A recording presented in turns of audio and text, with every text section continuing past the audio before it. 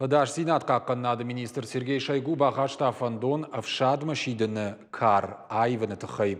Уйдықай фекушын көтта коллегиям бұрды. Службама ишіні кар ефанымы ғашқы қауы дуын юажай артын ажы оңғышқанын.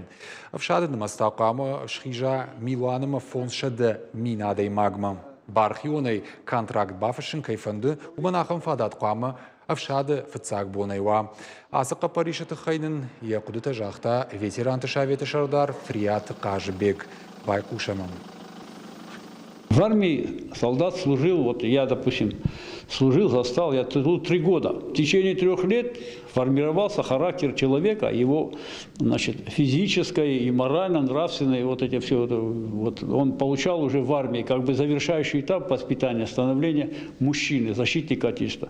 Но со временем у нас получается что? Срок службы сокращают.